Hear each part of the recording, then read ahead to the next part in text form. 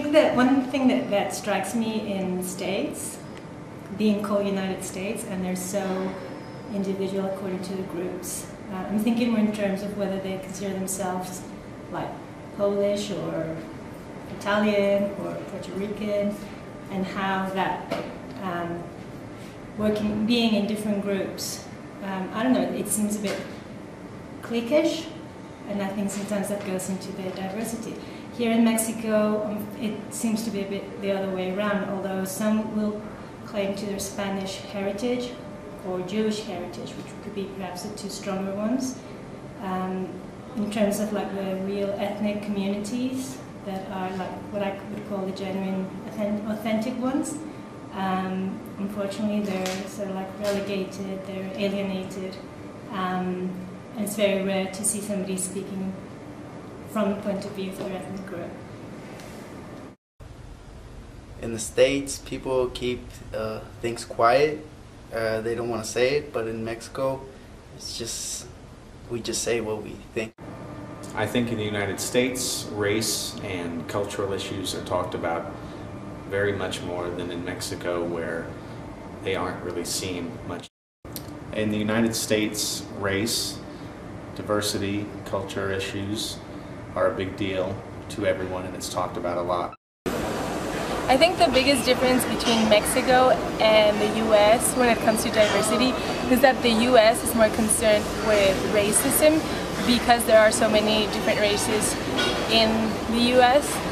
And I think Mexico is more concerned with classes, and I think they discriminate a lot towards poor people, and you can really see the difference between the wealthy and the poor. Whereas in the U.S., everyone is more like middle class, and they focus more on race than they do on class. With the Negrito machine, it's not seen as offensive here because there is no racial mocking or jokes to be made. It's more of a term of endearment. And there's no history here of Mexico of, well, there is no history of blacks being enslaved mentally, physically, or emotionally. So it's an endearment term, but at home it would be taken as racist and extremely offensive, but not here. And also for me, I'm in Mexico and I'm learning about this culture. I'm not at home. So how can I be offended? I'm immersing in the culture. Americans, because they have institutions that are focused or supposed to be focused on serving them as individuals, and Mexicans experience that privilege less often, Mexicans are more inclined to rely upon group dynamics and collectivist kinds of solutions to problems or routes to take when trying to get something done, whereas people in the United States would be more, I think, individualistic and self-directed and expecting their own needs to be met, perhaps as well as or before the needs of others. I think Americans are so worried about being politically correct, and versus Mexicans who are used to saying things the way they are, and nobody gets offended because that's the way they are.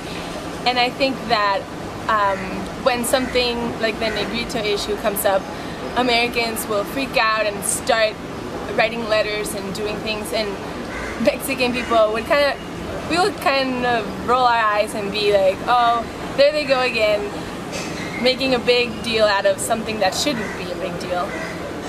And I think that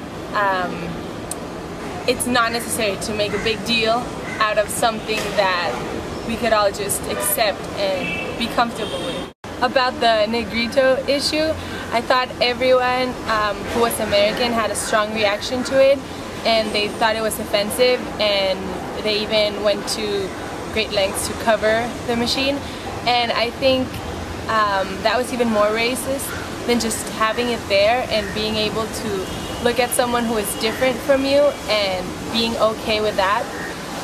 And I think that the U.S. places great importance in having advertisement being of white people and skinny people, and everything has to be what they think is the norm. and if anything is out of that, they take it as an offense. And